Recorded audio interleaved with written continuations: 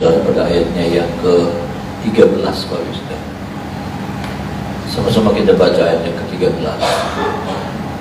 1, 2, 3. Tetapi orang Israel tidak menghalau orang Gesur dan orang Maaka itu, sehingga Gesur dan Maaka masih tetap diam di tengah-tengah Israel sampai sekarang.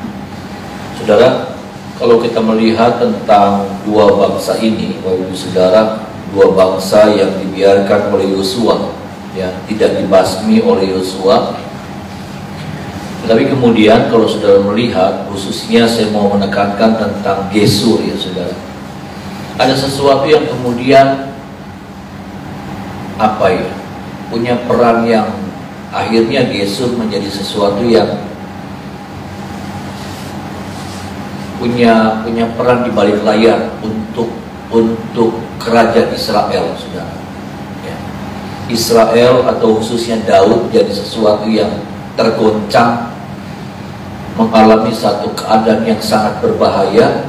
Saya melihat ada unsur Gesur di dalamnya, ya, ada unsur kekuatan pengaruh Gesur, suku Gesur, bangsa Gesur di dalamnya.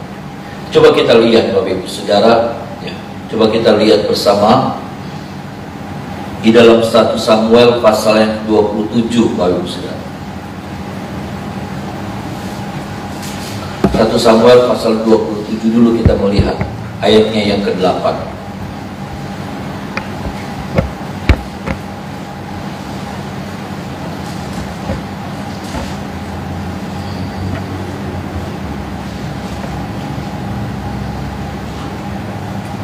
Satu Samuel pasal 27 ayat yang ke-8, Bapak Saudara, sama-sama kita baca ayatnya 1, 2, 3. Maka Daud dan orang-orang yang bergerak maju dan menyerbu orang Gesur, orang Girsi dan orang Amal. Sebab orang-orang inilah penduduk negeri itu yang membentang dari Telam, Karasiur sampai dalam zaman Daud. Bapak Ibu Saudara, Gesur digempur, saudara.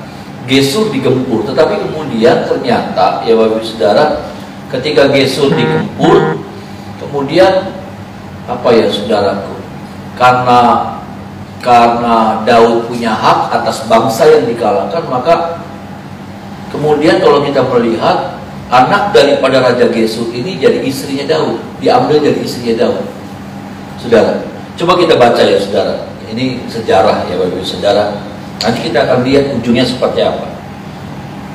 Kita sekarang beranjak di dalam 2 Samuel pasal yang ketiga ayat yang ketiga. Tadi kita lihat di Yosua, saudaraku, Gesur itu dibiarkan sama Yosua. Tapi tadi kita baca di 2 Samuel, saudaraku, ya, 1 Samuel kita baca bahwa Daud menggempur Gesur, Bapak Ibu Saudara. Sekarang kita lihat 2 Samuel pasal yang ketiga, Bapak Ibu Saudara.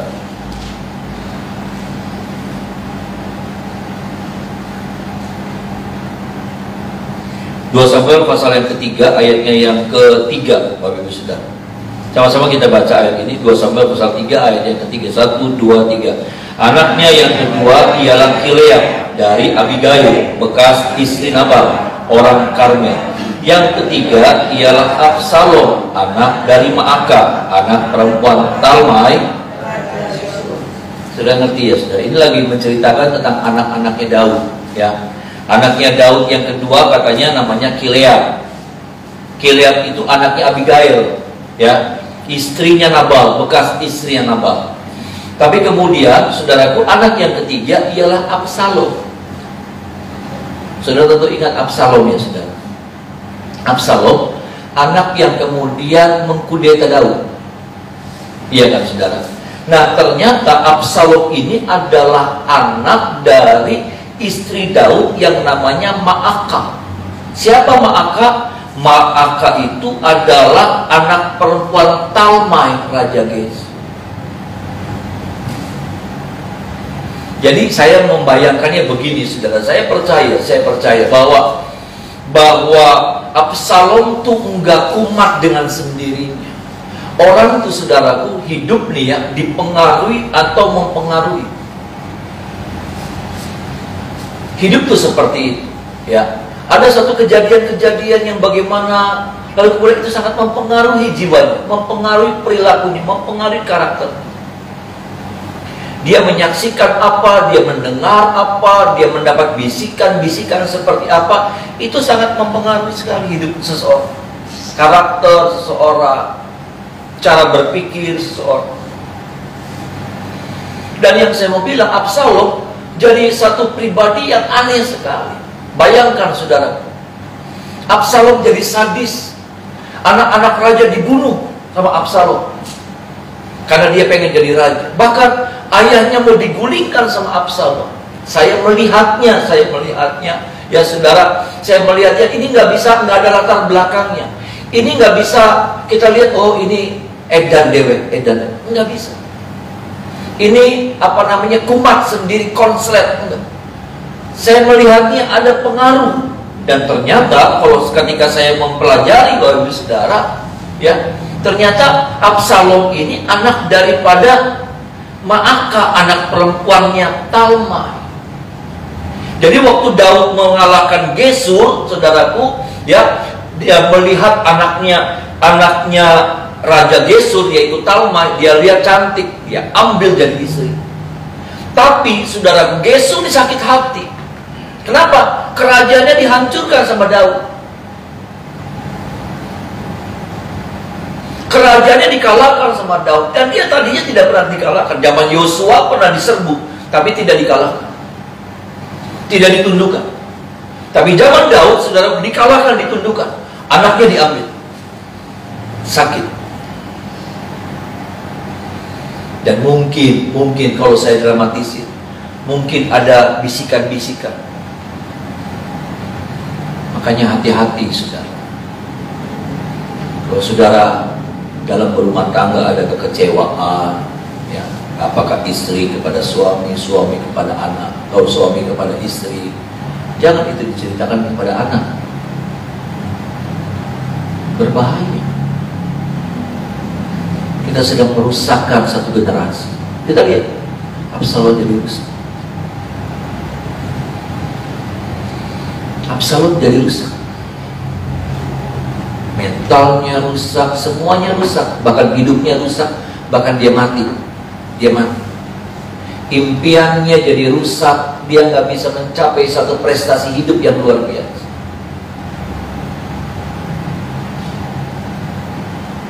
Kenapa? Karena pengaruh. Saya nggak ngerti apakah ibunya yang mempengaruhi. Papa tuh jahat, papa tuh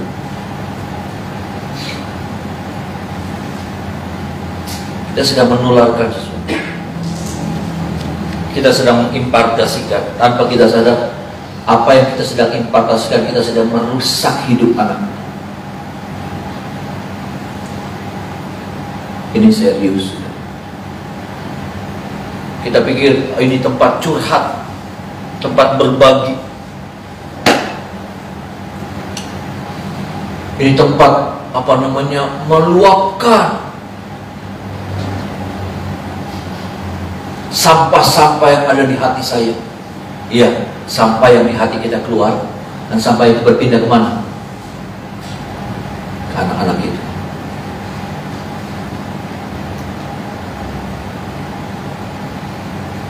Absalom rusak.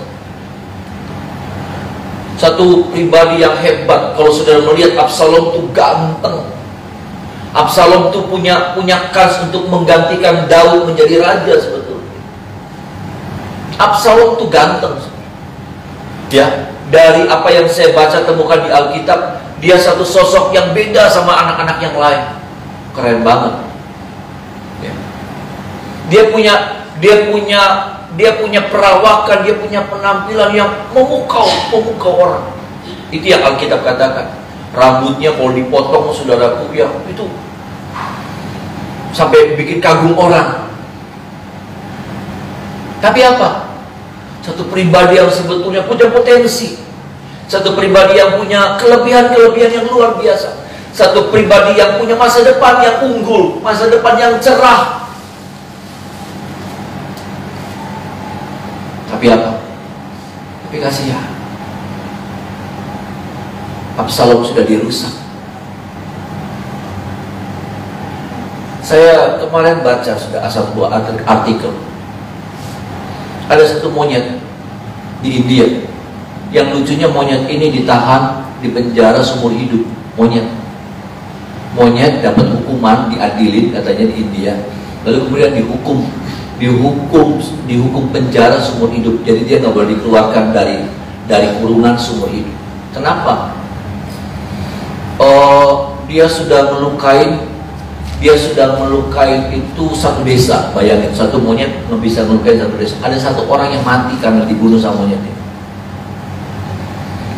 Selidik punya selidik, ternyata ini monyet, saudara. Dia kehilangan pawangnya. Pawangnya mati. Dan yang jadi masalahnya bukan karena pawangnya mati. Kenapa, saudara? Karena pawangnya waktu dia hidup, itu pawangnya nih, kalau ngasih minum sama si monyet ini, dia suka ngasih minuman keras, dikasih arak, jadi mabuk, sudah. Makanya mabuk, dia suka marah-marah dan dia jadi ketagihan sama minuman keras. Bahkan bukan cuma itu, ini pawangnya jahat, ya, nggak tahu apakah itu rasa sayang, apakah itu rasa apa, saya nggak ngerti. Ya. Suka ngasihnya daging mentah. Monyet kan makannya buah. Monyet bukan bukan omnivora, tapi apa? Herbivora kan. Ya sudah, makanannya buah, makanannya kayak gituan. Tapi dikasihnya daging mentah. Bahkan kalau ada monyet yang mati, dagingnya diambil dikasih makan sama. Jadi makanya dia suka nyerang monyet-monyet yang lain. Ini kejadian benar, sudah, bukan cerita dongeng. Artinya begini, perlakuan yang salah, pembentukan yang salah, sampai akhirnya apa? Mencelakai. Saya cuma lihat, kasihan banget sih monyet, masa monyet dihukum penjara seumur hidup. Dia nggak boleh keluar kandang, saudara. Gambar monyetnya ada. Foto monyetnya tuh di .com atau di kompas.com gitu. Si pawangnya nih, saudara, kalau minum dikasih minuman keras, dia minum, monyetnya minum. Nanti dikasih makannya suka dikasih pisang sih, tapi dikasih juga ya ketagihan. Jadi dia jadi ganas.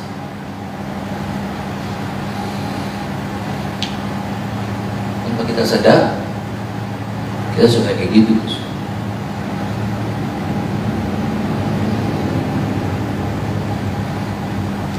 Kita nggak sadar bahwa kita sedang merusak hidup seseorang. Mamanya Absalom mungkin suka melampiaskan cerita tentang kerajaan orang tuanya yang dihancurkan, cerita tentang bagaimana perlakuan Daud, tentaranya Daud.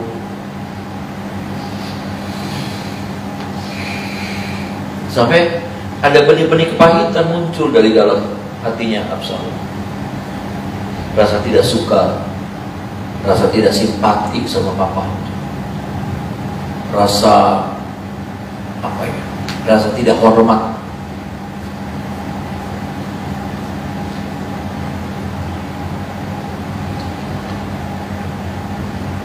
Kita pikir udah lega, ya. Kita sedang menginvestasikan sesuatu yang menghancurkan hidup mereka.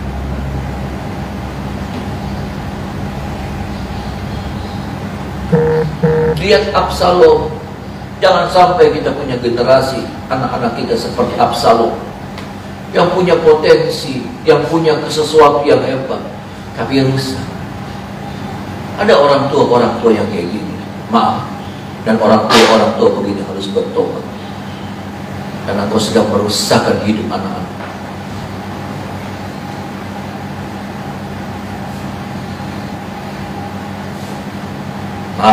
khususnya ibu-ibu nih. Karena kalau nggak sadar cerita, sampai apa? Muncul rasa ada anak-anak perempuan yang jadi apa namanya?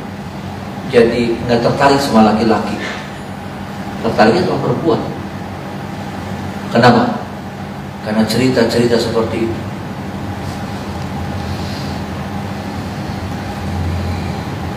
Kasihan Absalom. Saya harus katakan, Absalom tidak rusak karena dirinya sendiri. Enggak. Absalom dilahirkan dari satu generasi yang hebat sebetulnya, Daud. Generasi unggul, generasi jempolan, kualitas tinggi. Tapi apa? Satu sisi ada teman ngobrol.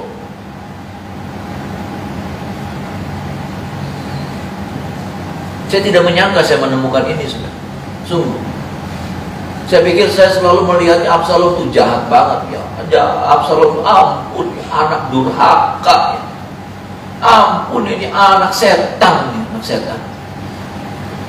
Tapi saya coba tadi saudara, saya coba mempelajari, saya coba apa namanya? Saya percaya ada sesuatu. Tuhan bimbing saya dan saya menemukan itu, saudara. Dan ternyata waktu Daud mengalahkan Gesur, ya, mengalahkan Gesur, saudara, dia ambil Talmai, anak Raja Gesur. Siapa itu, saudara? Talmai Raja Gesurnya ya, saudara. Ya, Maaka itu.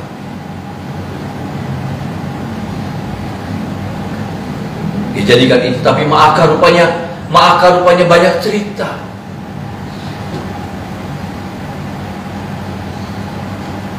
Dia banyak curhat.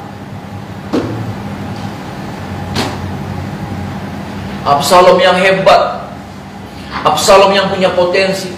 Absalom tuh mengagum cara dia ngomong, makanya apa? Dia bisa mempengaruhi Israel, bayangkan. Cara dia berkomunikasi, saudaraku, ini bagus. Cara dia pendekatan sama orang, makanya orang-orang pada jatuh hati sama tercuri hatinya sama Absalom. Nah, Absalom tuh hebat, punya potensinya bagus, punya hatinya juga bagus, ngedeketin orang bagus, apa gitu ya, sudah bagus. Bersosialisasinya bagus, tapi apa? Hatinya sudah dirusak.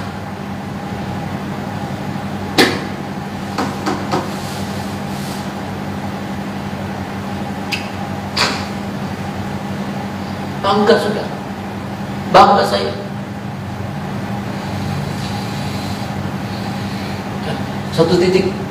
Ada satu titik di mana ketika Maaka juga menyadari Maaka udah nggak bisa berubah, Mungkin satu saat, di satu hari Maaka sadar, aduh salah saya, salah. Tapi sudah terlambat. Maaka sudah begitu banyak meracuni Absalom dengan cerita-cerita. Saya tidak bilang ceritanya berlebihan, mungkin iya. Tidak ditambah-tambahi. Bukan sesuatu yang bohong, tipu muslihat. Betul itu yang dirasakan sama Maaka. Tapi saya mau bilang itu sebuah kesalahan besar.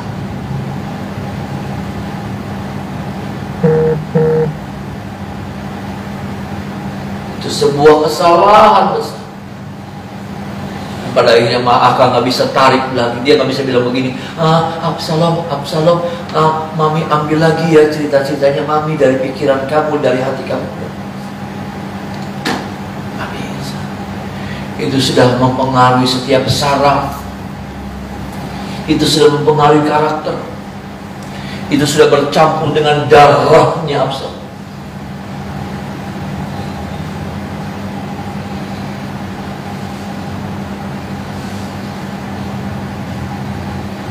Tolong kita ya, sudah. Tolong kita. Bukankah kita rindu kita melihat anak-anak kita, anak-anak yang diberkati oleh Tuhan. Amin. anak-anak yang menjadi pewaris surga tapi juga penguasa di muka bumi ini.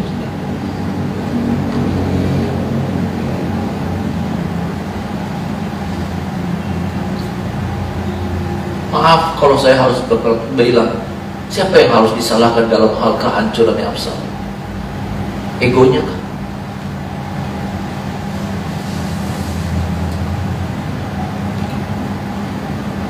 Maaf, saya harus bilang ibunya. Maaf, saya tidak bilang di istri loh, karena suami juga. Ya, dalam hal ini kita semua. Saya tidak memojokkan ibu-ibu, tidak. Kita firman Tuhan sedang bicara tentang kita, karena tanpa sadar kita suka cerita, kita suka ini nanti sih kalau si papanya bilang mami itu kayak gini, nanti maminya bilang papi itu kayak gini. Anak jadi bingung, anak melihat, anak mulai itu merosot tingkat kekagumannya, tingkat kepercayaannya, tingkat kehormatannya mulai turun.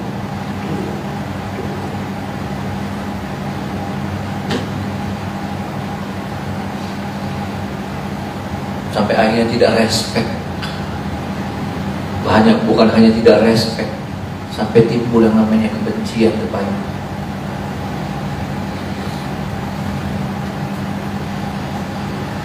Ada satu lagi saudara, yang di Tuhan ini bagian yang pertama, Bapak Ibu Saudara. Kita masuk pada bagian yang kedua, ayat 22. Ayat 22, sama-sama kita baca ayat 22.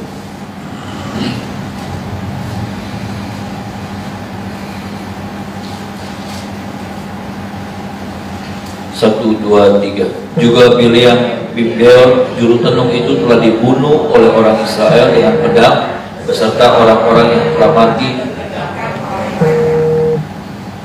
Saudara, saya juga bingung tentang Bileam. Saya agak sulit untuk memahami tentang Bileam. Ya, sudah dalam beberapa menit terakhir ini ya. Karena buat saya, apa sih salahnya Bileam? Saya di pengkhotbah, saudara. Saya belajar, ya saya banyak belajar ya sudah. Saya banyak melihat tentang. Tapi saya agak bingung sekali tentang Bileam. Kenapa Bileam kemudian jadi satu pribadi yang seperti penjahat. Bahkan di ayat ini kita lihat bahwa orang-orang kemudian akhirnya bunuh ini Bileam.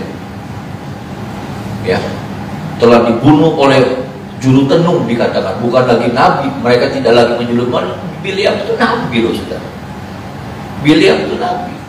Tapi apa di ayat ini mereka bilang, Yosua bilang dia bukan nabi, dia juru tenung, penyihir dia, dukun dia. Coba kita baca sudah Bilangan 22 ayat 7 sampai 12. Bilangan 22 ayat 7 sampai 12.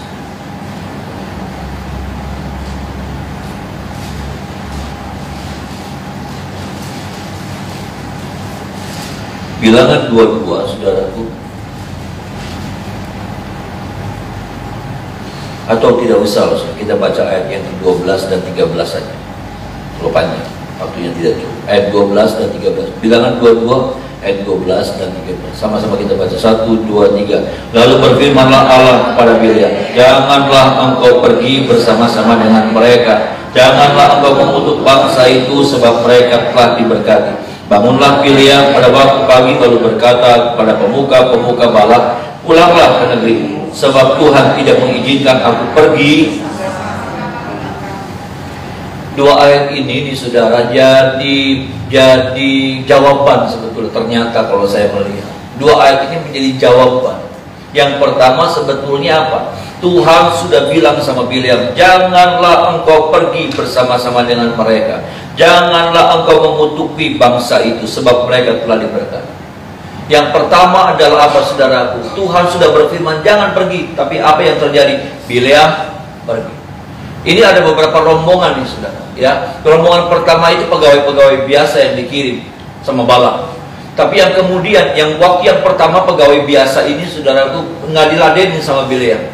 Tapi ketika Balak kirim utusan-utusan para menteri-menterinya mungkin ya saudara, orang-orang penting kerajaannya, maka di sini goyah Bileam. Akhirnya apa? Dia pergi berangkat. Benar dia tidak mengutuki, tapi dia pergi berangkat. Dan yang kedua, saudaraku, ini saudaraku.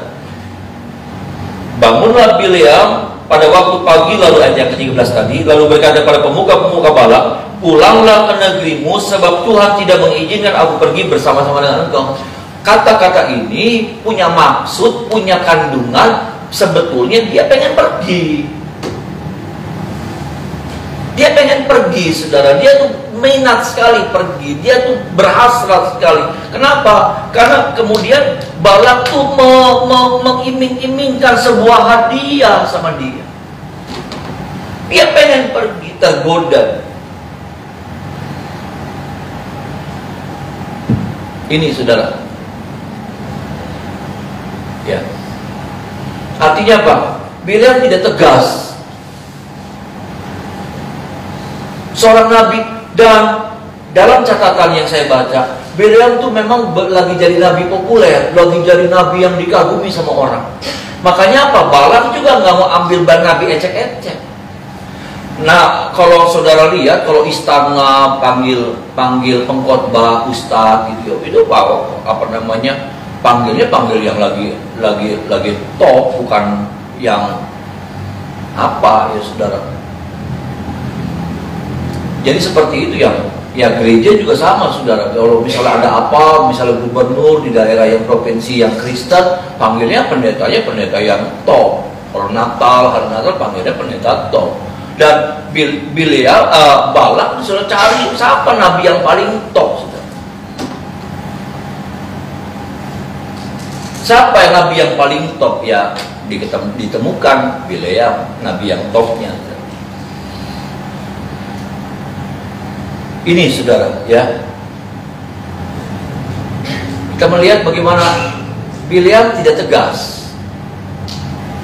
Bileam sebetulnya ini yang kita harus perhatikan. Dia tidak melakukan, tapi hatinya sudah menyimpang. Dia sangat tertarik sekali dengan itu. Sama halnya sama bilang begini, saudara nggak bisa bilang, saya melayani Tuhan loh, saya melayani Tuhan. Tapi sekali lagi kita kembali kepada apa? Apa maksud hati saudara melayani Tuhan?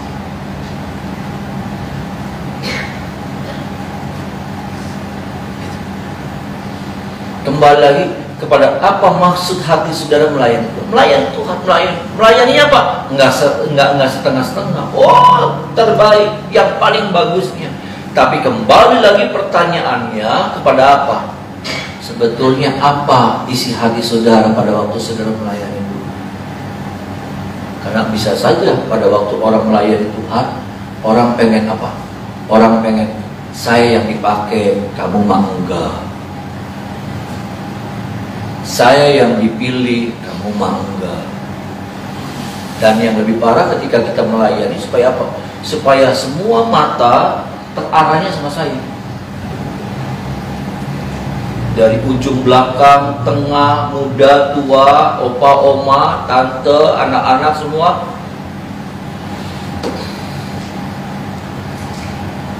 Jadi di sini persoalan hati nih saudara. Kita melihat di persoalan hati. Ya, makanya orang nggak bisa tahu tentang hati saya. Nggak tahu tentang hati saudara, tapi Tuhan yang tahu hati kita. Ada amin saudara. Apa yang menjadi dasar kita melakukan ini dan ini? Apa dasar kita? Apa alasan kita? Alasan kita bisa kita jelaskan di sini, tapi yang ini sama yang ini bisa beda.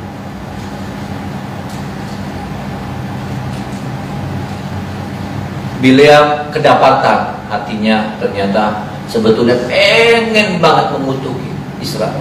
Dia nggak peduli, dia rela dia rela gadaikan itu jabatan kenabiannya.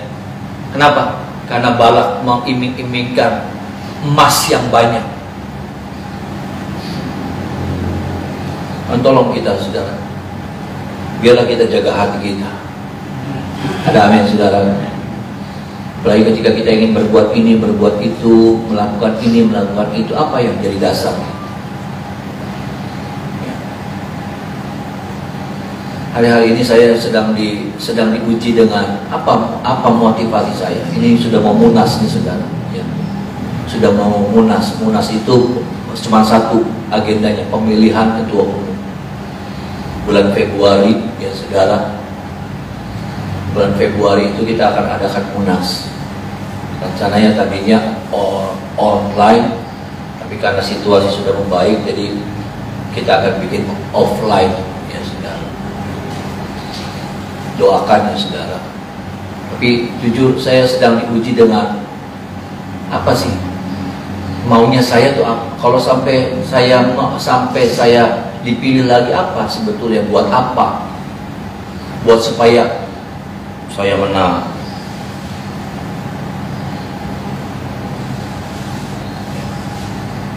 Saya ditegur atau saya seperti digelitik sama Tuhan pada waktu saya ke Manado. Tuhan kayak tanya sama saya, kamu ke Manado tuh ngapain ya? Gitu. Kamu tuh ke Manado waktu kemarin bulan kapan saya ke Manado? Kamu tuh ngapain? Kamu tuh lagi kampanye atau lagi apa?